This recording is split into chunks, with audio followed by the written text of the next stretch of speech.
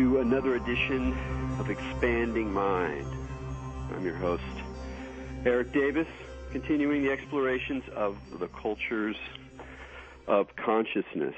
Today is kind of fun because though you won't know it unless I tell you, we're going out live today. We used to do the show live until a schedule change forced us to go to pre-record, which also has its advantages, but it is fun to be live again, and particularly because we have an improviser with us today.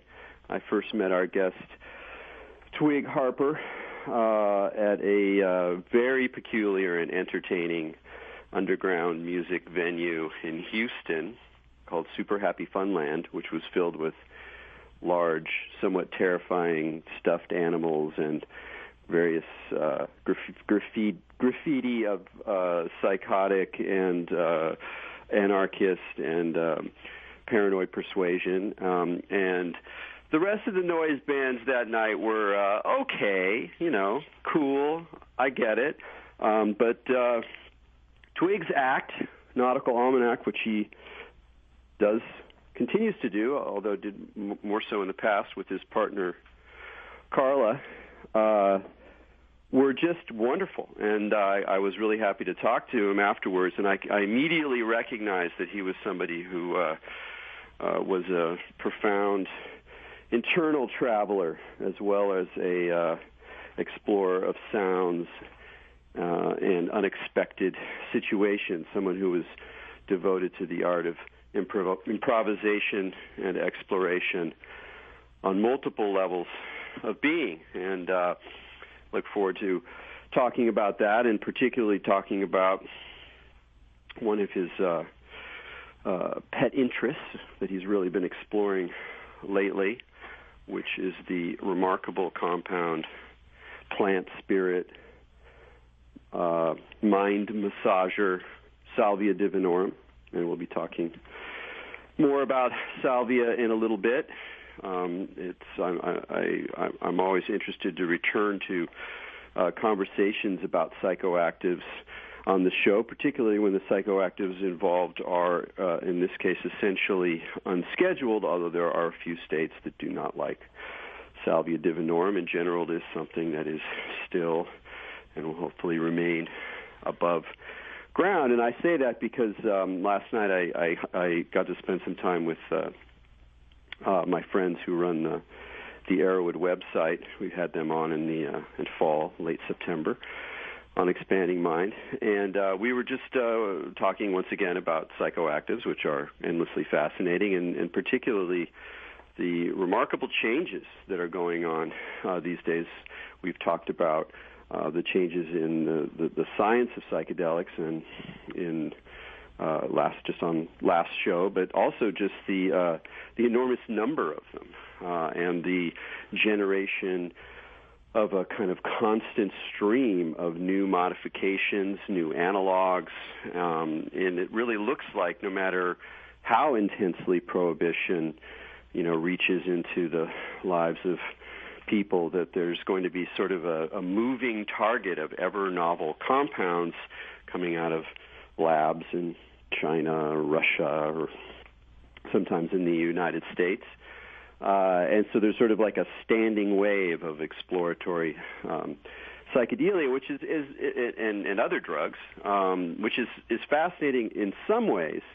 Although one of the big problems that's increasingly coming evident is that the health consequences, the dosage information, the general sort of lore that surrounds psychoactive use in a more earlier periods of time is largely lacking with these new compounds, and so they're very easily misrecognized, overdosed, sold under alternative names. Since no one's familiar with the new compound, they'll sell it as something else, but it's operative at a different dose, et cetera, which in a way is just more evidence that the tried and true is perhaps the safest as well as the most satisfying way to go. And by the tried and true, I mean those compounds that have been familiar to humans for, at the very least, decades, and in some cases, as in the case of Salvia, centuries, perhaps millennia.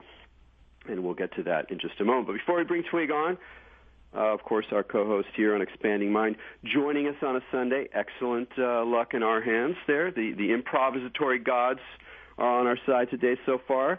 The lovely Maja Daou. Hey, Maja. Hi, Erik. I'm glad to be here. It's so fun to do it live. I know. And you, because you often do readings on the weekends, so you just had a slot open. Yep, exactly. Very good, very good. Have you ever experienced Salvia Divinorum? I totally have. Yeah, I did it in a shamanic ceremony that involved some specific meditation techniques. And I think this is really key, Erik, what you were saying with like a lot of these things just being used with wrong doses or, kind of misused, as the case may be in one way or another, when it's so dumb, because you'll see people that know, like at least, or can think about using certain techniques or doing stuff while you're using the plants or using them in a certain way, right? And when you use any plant in an appropriate manner, you can get it to be either a poison or a cure. Like throughout the history of medicine, any substance, like if you look at other medicine systems, like Chinese or Indian, but even in the Western medicine system, you can take the most toxic substance there is, right? And we'll still use it to treat a disease. So any of the psychedelics, certainly, if people could get a little more access to how to use them properly, I think we could all sort of manage to fit into our heads that they can be used constructively. Right, absolutely, and that's one of the reasons it's a constant thread of the show, is because information, knowledge, communication, sharing, lore, those are all part of a healthier and more intelligent and more courageous and trusting way of engaging these things that are just not going to go away from our personal lives, but also our public lives, our social lives, our worldly lives. So with that in mind, let's bring on Mr. Twig Harper. Twig, thanks for joining us on Expanding Mind. Thank you for having me, and thanks for everything happening correctly and, not connecting and making it connect. It feels pretty magical for me right now, and good afternoon, evening, wherever you are. Absolutely.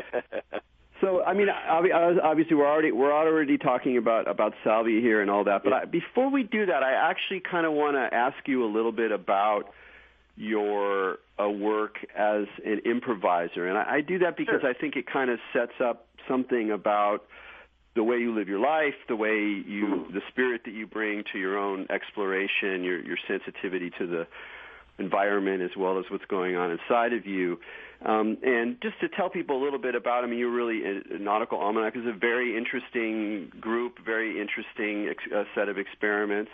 Mm-hmm. So I would love it if you could just tell us a little bit about how that evolved and what you learned about improvisation doing it and the kind of, the sort of spiritual or psychological side of that kind of devotion to experimental music. Yeah, well, so it's been an ongoing project with me and Carly. Probably we started collaborating, me and her, in the mid to late 90s, and I think the overall theme is exploration for what we do, and trying to really explore and be present. And so it's kind of led us to a lot of, let's say, first we were cannibalizing electronics, and then we slowly developed techniques of, short-circuiting electronic equipment, so you're having more of a conversation with the machine. And, as that happened, we started to, come to the realization is like, oh, okay, as you're improvising with the machine, it has its own will and desire. And then you expand that into a live performance. And then it's sort of like you're dealing with the room energy and you're dealing with yourself in the situation. And, you become more or less a conductor for all these energies that have, just happened to come across each other and been there at that time. In our current incarnation, Carly does a lot of more light projections and music and also talking type deals. And, it's been a wonderful project to really just really work our minds and psychic abilities up, really. I mean, we definitely go into it. We never practice. You know, that's kind of the thing, is like it's always present, I think, would be one of the... Well, the way you're practicing presence, and that's kind of like how much did that evolve? As you were doing these experiments, particularly you're live, you have an audience, so there's some expectation, there's some event, there's kind of this attention focus, and then what were the kinds of things you learned about the faculty of presence through spending years doing this decades we're doing this kind of work? Well, I guess that we are not in control is a pretty common theme, I think. And giving yourself up to being not dictating, but more of dancing. It's just like you allow the energies to happen and you are guiding it and you're communicating with it and you're working with it. And so it becomes collaboration with these forces. And sort of the ideal is that, someone is in the audience and they're on a drug and their thoughts are happening and they cause whatever, something to happen, and just being open to that channel where we're all in the soup of it together. That's great. I like that emphasis on communication, and then particularly the crowd. Even when I've done some talks that I've given, it's very clear to me that I'm not, even though it's like I'm sitting there, these are words that I've used before, they're ideas I've developed, there's stuff that's so tied to the kind of left brain, ego, talky thing, and I'm not, doing improvisatory poetry or going totally dada or anything. I'm using concepts, I'm developing ideas. Nonetheless, it's very clear to me when there are certain people in the audience, when the audience has a certain expectation, a certain sense, particularly when they're more engaged or more weird, frankly, that something happens and really interesting things come out of my mouth, and I have that experience of that wonderful experience that improvisers have, where you're witnessing the emergence of this kind of extraordinary moment of unexpected novelty coming through, quote unquote, you, that you have nothing to do with, and you're sort of admiring it, and you're like appreciating the situation, almost like you were another person in the audience, another part of the soup, just making the whole thing. Exactly. Yeah, I mean, I always know when it's a good performance or a good experience, because when it's over, you're like, oh wait, what just happened? You're asking the same question, like, what just happened? Like, I had this all planned out, or I had this set up, and I had this, and there's a little blurry spot that's like back in the memory, and you're like, oh yeah, that's where the magic steps in. I was just going to jump in. Maj, I'm curious, when you do readings, like, how much do you think about it or experience it, when you're doing it looking at someone's chart, or you throw the I Ching or something? How much do you experience what you do when you talk to them as being kind of improvisatory in the way we're talking about, where you're really kind of, you don't quite have a net, you kind of know where you're going, but something might just happen. I know exactly what you're talking about, and it happens to me all the time.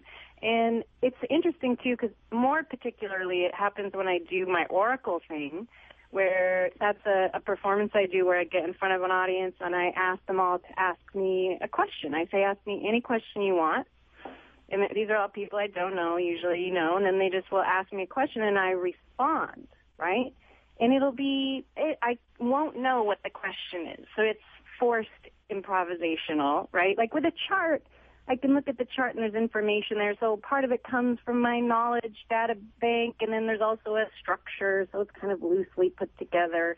But then when I do the oracle, I have to totally go into that place that you guys are talking about. And that's the surrender, the giving up of control of what Twig was talking about, where you just have to just ride it. You let this stuff come out and don't necessarily try to structure it, but like you said, it's also not data when I do it. I mean, I'm using words and I'm answering them in that capacity, but I'll notice that many of the things I say, it didn't come from like something I got from a book or maybe even figured out. Some of that will be in there. It'll be like half and half, and then other stuff will come out of my mouth, but it's completely spontaneous. It has to do with the exact moment.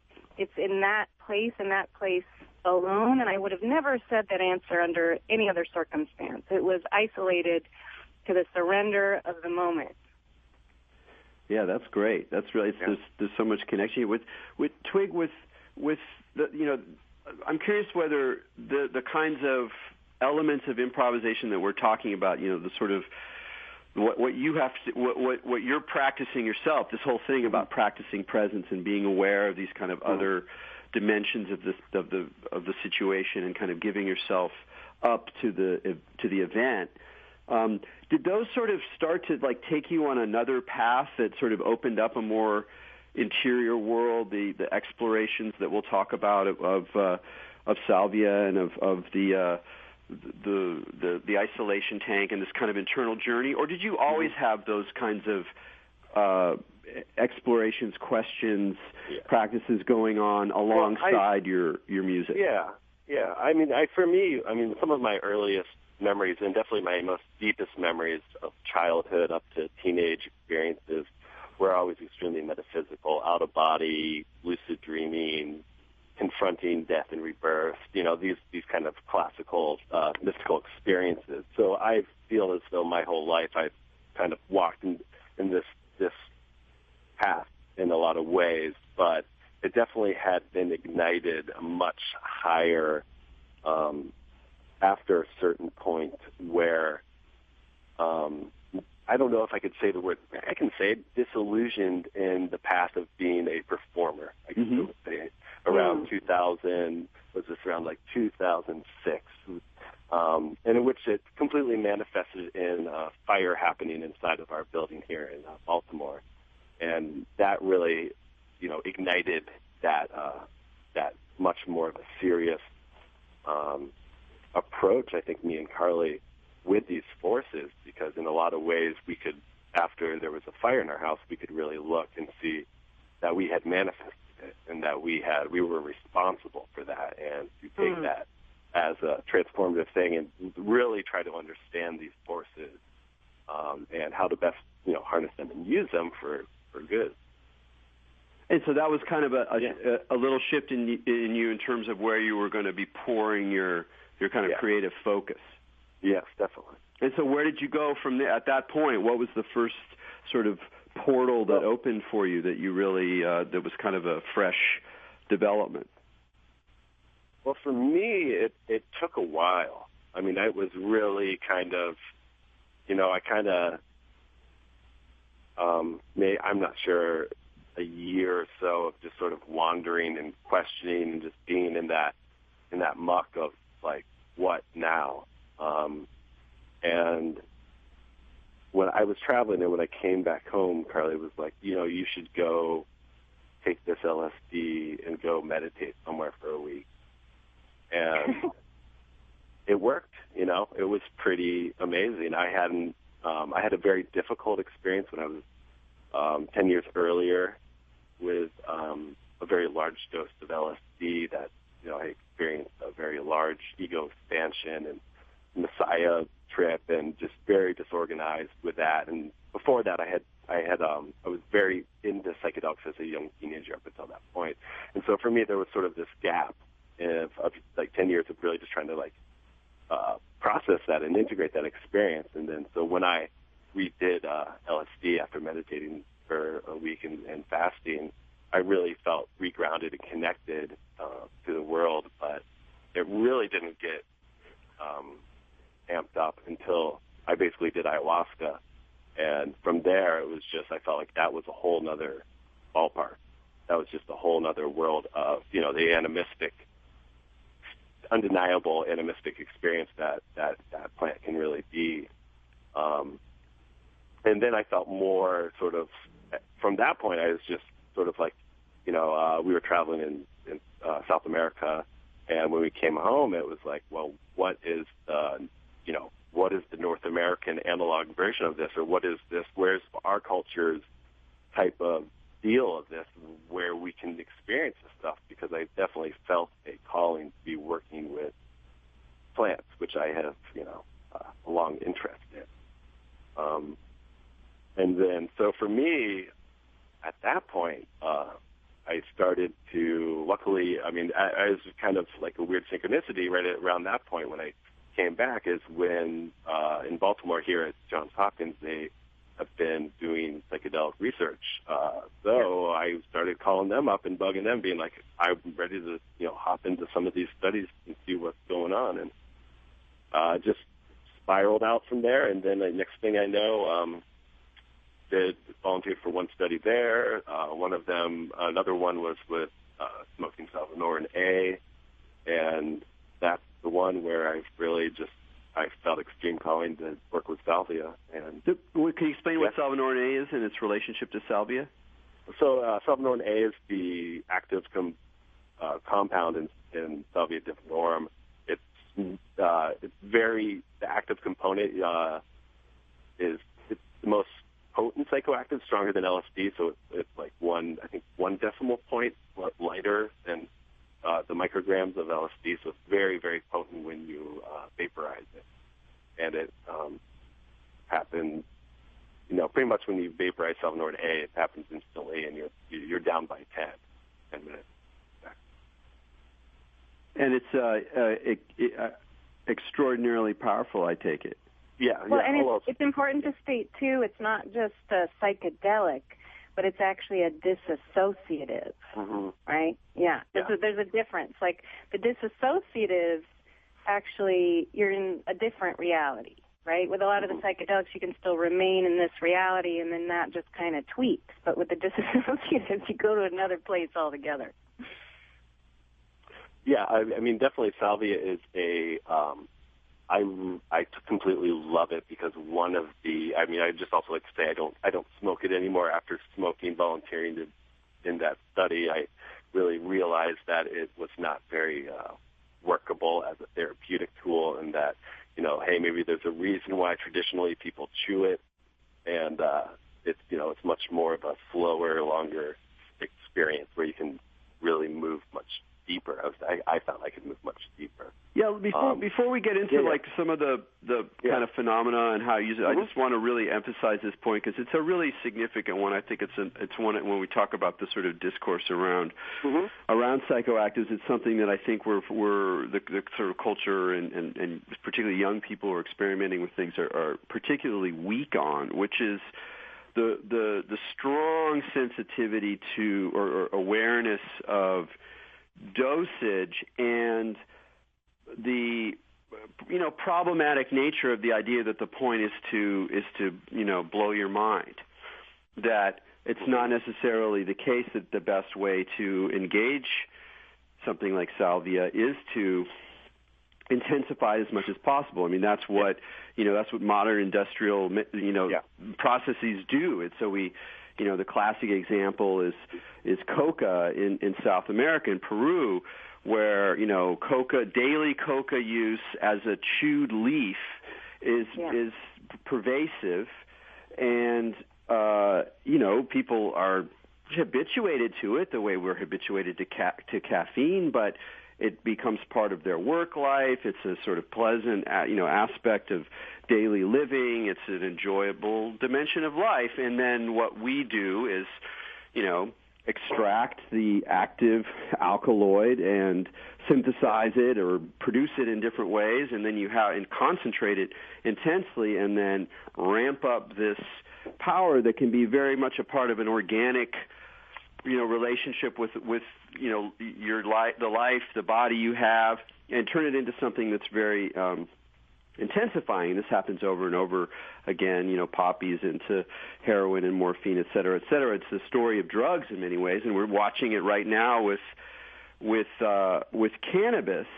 But I think that salvia actually offers a particularly illuminating lesson in these different approaches, because if I get the story right, it sort of, one of the ways it first appears kind of as something available for North Americans is that you could buy the leaf to smoke, but that generally people prefer to have leaves that had some of the Salvinorin A extract added to them, so of varying degrees of strength. And so really the idea was like, this is going to be intense, you're going to smoke it and get really high, and it's really crazy, and da-da-da. A lot of people did that. They went, wow, that's really weird. It's really unpleasant. It's very strange and kind of freaky and creepy. I'm not going to do that again. Which is one of the reasons I think it's still largely unscheduled. It's so not a drug of abuse. Yeah. But talk about how you moved. You saw the other way of another way of engaging with the ally.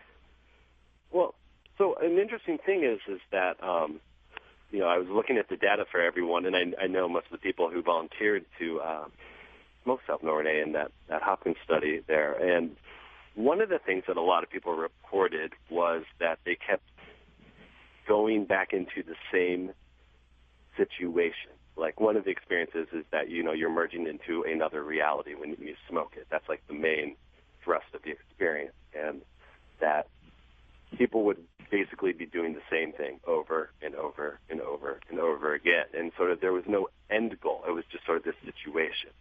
And when Carly finished the study, she did it before me. She felt like she didn't, go far enough. And then she was like, okay, I'm going to go, let's just continue this. I'm going to smoke it every day for 40 days, and let's just see what happens. And eventually it was just the same, the same thing, same situation. And it was very,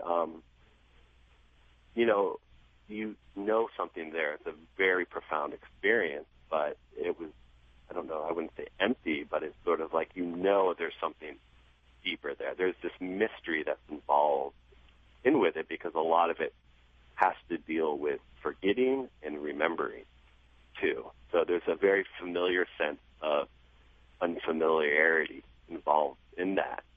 And so,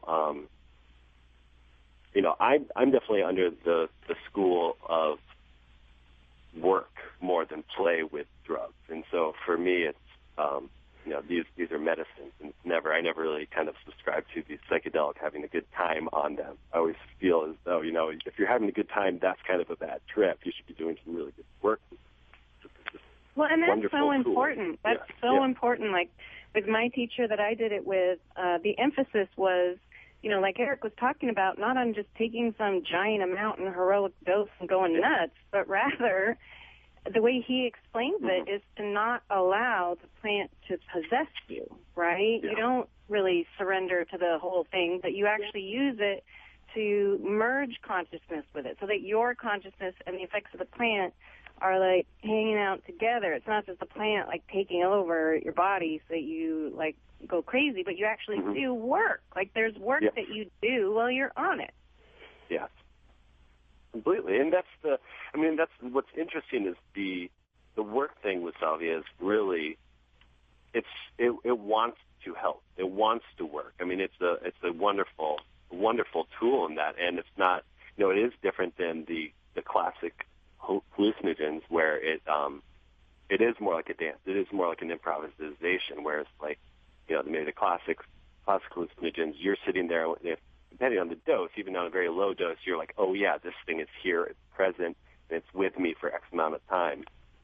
With Salvia, if it's kind of the three main components of it is you want to be in darkness, you want to be in silence, and you don't really want to move. Those are the three, I think, main factors of allowing to have a go very deep with it. And when you allow that, you can learn to really work with it and like move it energetically through you and direct it through your system.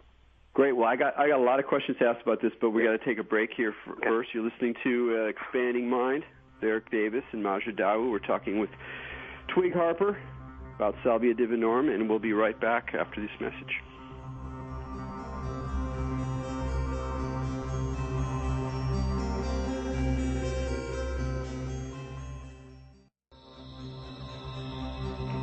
Expanding Mind on the Progressive Radio Network. This is Maja Dawu, and we're here with Erik Davis. We're speaking with Twig Harper today. Before the break, we were getting into Salvia Divinorum. And I really liked what you said, Twig, about that mystery aspect. And I have a question for you about that, because there's this thing, okay, it's almost like a tease, right? You'll take these substances and plants and you find out, whoa, there's something weird going on, something's different, there's other stuff, right? And then it kind of stops, and then you're like, okay, so what do I do with that now? And then everything kind of goes back to regular-ish, although, like you said, it'll have a big impact on people's lives, on people's consciousness. Sometimes it'll change behaviors, like addiction behavior, the way they think. But ultimately, like, what do you think that purpose of that, like, the greater purpose of the plants are? Like, what is, I mean, I know it's a mystery, so we'll never really know, but in your opinion, is there, like, a kind of higher thing we should be doing with them? Like, because everyone can take drugs, and no one is going to, like, really have this experience where they'll just turn into a superhero or suddenly understand the spiritual world completely. The majority of people that take drugs or substances for fun, they just kind of, go back to being themselves when it's over. So do you think there is some other greater mysterious purpose that these chemicals could help unlock, or is that kind of it, you think, just for the experience? Well, I mean, I kind of look at it, I try to look at it through, like, why do certain plants appear at certain times? And it seems to be right now that we could just say, what are the plants that people are kind of obsessed with? One is obviously ayahuasca, which has really kind of come into popular consciousness. And I lump salvia in that too, because it both of those things make people aware of what more or less, we call spirits, of independent intelligences. It's undeniable thing that there's these beings there that you have to treat as something that is not you, it's an other. And so I think that's a very important lesson for our culture. And so, I think that may be part of it. And I would hope so. I think that's one thing that, that has been missing from our culture in a large way of people wanting to, sort of being stuck in this existential experience of modernity and postmodernity or whatever the hell we're in now, and just going into back into connecting to the earth. And I feel as though that a lot of times that the messages, at least with salvia, are very consistent. And that's what I find really fascinating with salvia, is that unlike the other classic hallucinogens, which could be sort of a rainbow of experience, there's sort of like, a handful of phenomena that most people experience. And the symbols and the personal myths may be different, but everyone's talking about the exact same thing. Which has to deal with balance, levels of reality. A lot of people experience childhood memories. Entity contact is another one of those things. And, in a deep sense of healing, too, through moving through all those states of consciousness. And I think one of the most important things with salvia is the initial experience of I don't know if non-thinking is the correct term. Words are kind of funny, but it's sort of like you feel like a fool going on the journey. Like that's the initial step, right? You're going it makes you feel stupid. And it's great. It's so humbling to be like, oh, I don't know anything. I'm going to open up. Like, okay, now I am receptive. Now I can listen. Now I can quiet down this part of my mind. And then once you move into that state, the wonder kicks back up, and you're like, oh yeah, we are in this like magical dream that happens. And and I also found, I have I'm currently running an isolation tank here at our building, open to the public, and it's just wonderful to see like how salvia and the tank are very connected in a lot of ways, where you're just really turning down our spatial orientation, our balance, our eyes, our ears, like all those things are like, if you just shut those down, the other worlds will open up. And, salvia is a little more dramatic. The tank is a little, like a step down from that, and, sitting still and being quiet with your eyes closed. So, step down from that. But all those things are, kind of can work in conjunction in there to move us into these other realms. Hey, Twig, before we go on, could you say a little bit about the traditional use of salvia, and then how that has sort of inspired your current protocol to call it that? Yeah, I mean, from most of my understanding from reading the literature, and is they're done in ceremonies where it's dark, it's quiet, and people are not you're not really moving around, and it's a healing ceremony. So, and that really, I think, is an interesting, important thing to look at, because if you look at the vestibular system in our brain, the ears, the eyes, and the tubes that keep our balance, those are the three things that are encouraged not to have input into our system. And so it's really interesting if we have that system and we reduce the stimulus in there, like the idea of like salvia, when you take it, like your spatial navigation system gets tweaked, and it goes higher and higher. It just totally gets, turned down. You go beyond that. You move behind that membrane, and then you go to a space where you're not embodied in that sense. So for me, that's like kind of where I'm focusing on. It's just sort of like, okay. And just to let people, just on the technical level, instead of smoking it, you're chewing it. I'm chewing, yeah. So and the chewing is really great too, because there's this memory function of sort of a lot of people, at least definitely with me, or you get this message of like, we're taking you so far, and we're going to show you this thing. And then next time you come in, you're going to go a little farther, or we're going to show you this aspect, or we're going to show you here. And so, when cumulative. Excuse me? It's like cumulative. Yeah, and that's what's really, if you look at the sort of like the vestibular system in the brain, right? It also works with, I think it this science mechanics stuff's not my background, but it kind of shoots back into the cerebellum when you make a correct connection to memories to like fine tune your organism. So it kind of like, it seems to be working on that whole system. I'm like, I go over my notes and my drawings. I'm just like, I think this is like that system. Like this is our, this is the part of our brain that creates, the world around us. And this is like a very amazing mechanical tool to kind of go in there and be able to tweak it and like alter our reality in a lot of ways. Because there is this thing, the salvia space people talk about is that, it's more of a dimension that you go to. You're going to this space, and it's very it can be embodied, but sometimes it can be, your personality in some ways can be like the parasite. I've definitely had experiences where I found my ground, and then it was just like, what is this parasite alien intelligence? Oh, that's my personality that's staring back at me. Okay, let's just let that thing go away. It's not really nice to have that not chatting at me all the time.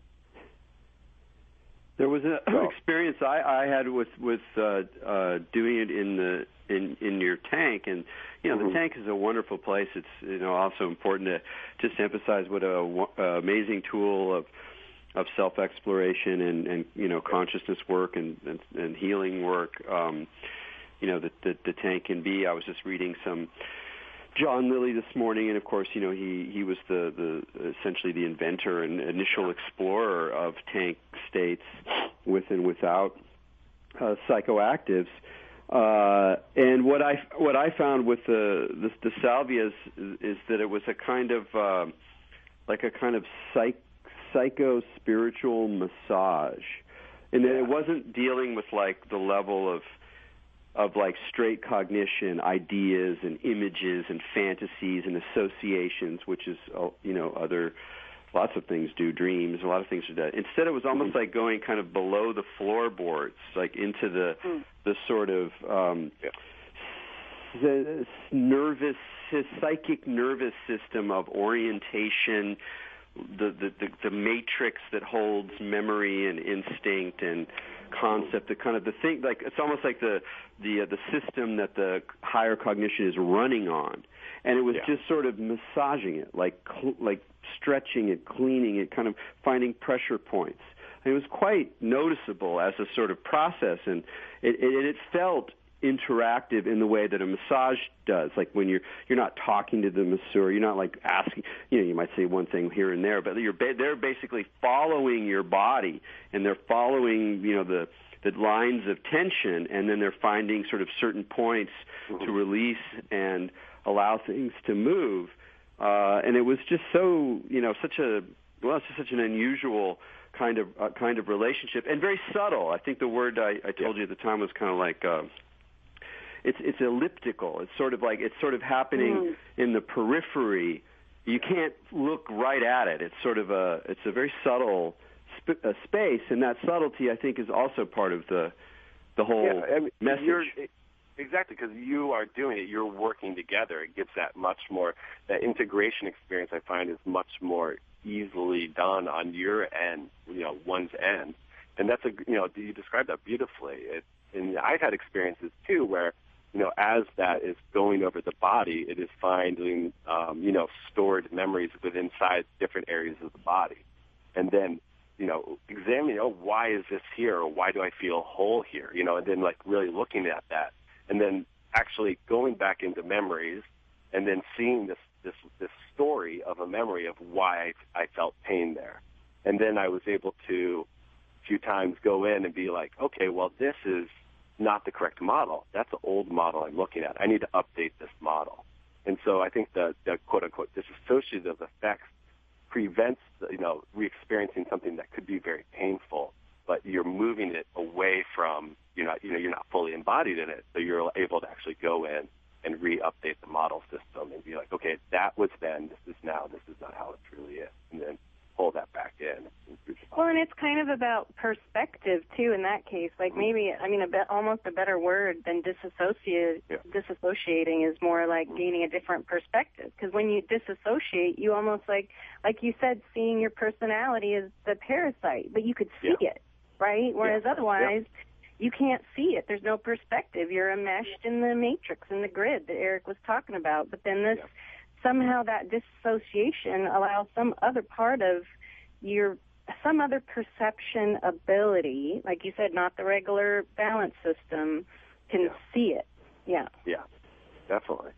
And these are all great things. This is the wonder of it. And it culturally, it's still, I think Salvia is still, maybe a lot of people have heard of it, but most people have only experienced smoking it. And I just really want to have people have very deep experiences with this, because it's one of the most amazing, transformative, plant spirits on the planet, I think. And the legal loophole at this moment is great, and with the built-in, hey, if you smoke it, you're going to possibly have a bad experience, if not a very confusing, or reality shredding experience. So it's built in to be experienced in a very good way.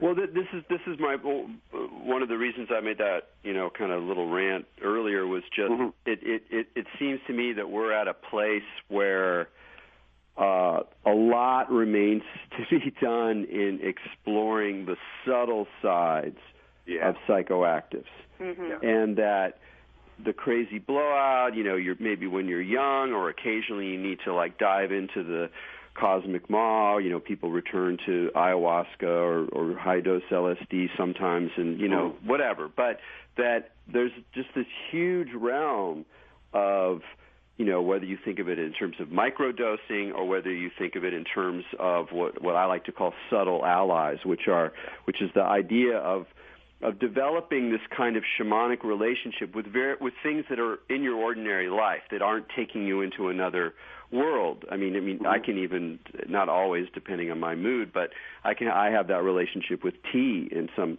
sense, but certainly other things that are very subtle, calamus, betel, kratom, there's khat.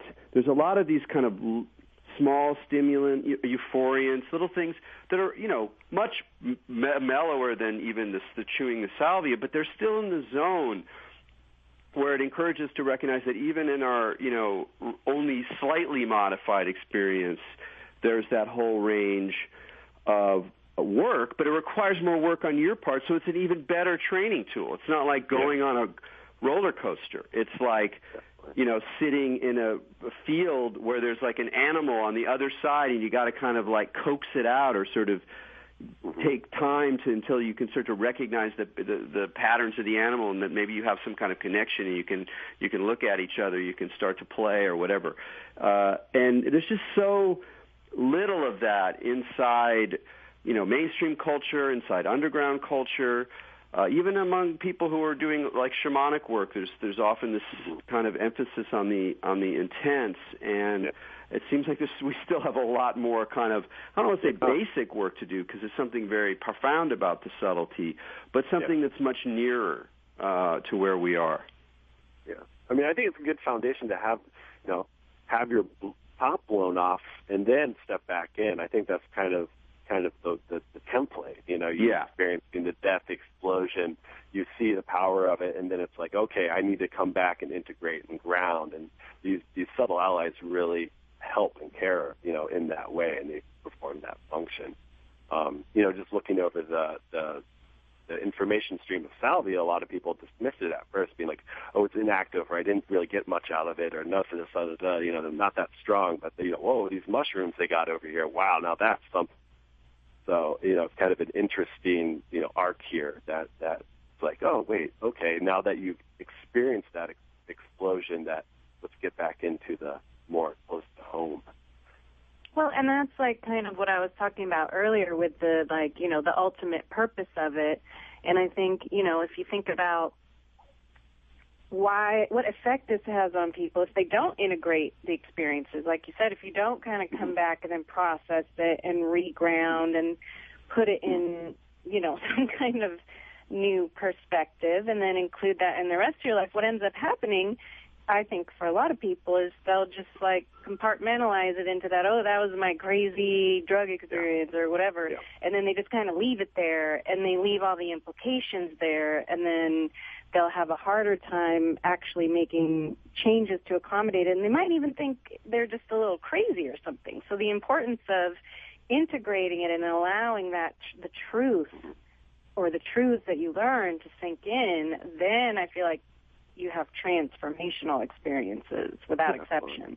Well, along those lines, Twig, I know you've opened your home and your tank to people, and you're kind of creating a space for people to do these kinds of explorations. What have you been learning from watching other people go through this process and kind of approach this subtle work? Well, I think it's very needed. I mean, that's definitely the thing, is that, especially with Carly doing hypnotherapy also, is that a lot of times people do have these experiences that are very intense, and especially like I meet people that have gone down to Peru and done ayahuasca, and they're back, and now they're like, what do I do? Or these types of things, and then they're like, okay, maybe breath work, maybe isolation tank, hypnotherapy. Like they kind of have this list of things that are like that. But it's just, for me, it's definitely really learning how much it's needed, and everyone needs it. There's not like, especially with the isolation tank, there's not one type of person, not one type of scene, not one type. Everyone is interested, seems to be in it. Obviously not everyone, but all types of people that are really, I mean, we're in an age where all the old models are collapsing or collapsed. Everyone knows it, that the current system is unsustainable, and the only way to really find a system that's going to work is go out of your mind or look back and look around and take a moment and look and say, well, okay, what do we do now? And these types of places, I think there could be one in every corner where people could come and just find ways to relax and be alone and be present and have a safe and comfortable environment where they can alter their consciousness. How much do you? What's your role? I mean, it's almost like coming back to this this quality of presence or practicing presence that we talked about initially. How much do you see your own role there? How do you help create that space as someone who's providing the environment, but you're also interacting with the people. You're giving them a little frame. You're helping them, integrate at the end. Like, how do you see your role in that process? Yeah, I'm really drawn to actually both of these modes because they're not very hands-on directly. They're very, when you're in there, it's you doing the work. Both like these kinds of modes, and it's very apparent. So for me, it's definitely priming the people, speaking the right language, not speaking in negative terms, speaking in encouraging ways. Our building also, I spent a lot of time thinking about the psychology of comfort and how rooms should be situated and how, as someone walks from room to room, how it will be, and just the small details like that. And just being, I think for me, it's just also being present and experienced. I think that's the big thing is, the more ups and downs I have experienced, the more I am better to handle whatever other people will go through and allow them to move through those and hopefully find that, because that's not even a verbal thing. That's interesting. So it does sound like you in some ways, I know you still perform occasionally, but that you really have found the kind of next chapter after really interesting experiments with performing and improvisation and discovering new spaces. But there seems to be a kind of connection there as well, and it's a really interesting path. Yeah, I definitely, and what's really great now is though I can still see, there's a million things I'm ready to do, and it can go in a million different ways, and it's very exciting. Well, that's wonderful. I just, so anyway, we got to wrap it up here. So I wanted to thank you for your, for your time here, and also tell people where you are and how they can contact you and find out more, or if there's other sites that you have where people are talking about things that you think are, along these lines that are interesting. Yeah, if anyone's interested, I'm probably my most easily accessible point is on Twitter, Twig Harper on Twitter. Also the isolation tank is the free floating. It's the internet. You can find me. My phone in Baltimore. Yeah, in Baltimore, Maryland. Yes. Definitely. Unfortunately, there's still not like the great isolation tank in the sky that you can just access from any point. Although I just found about one in San Francisco. I'm looking forward to checking it out. Well, thank you very much for being on Expanding Mind. Thank you for having me. I enjoyed it. Thanks, Greg. Thank all you. Right, from me and Masha to all you out there, keep your minds open.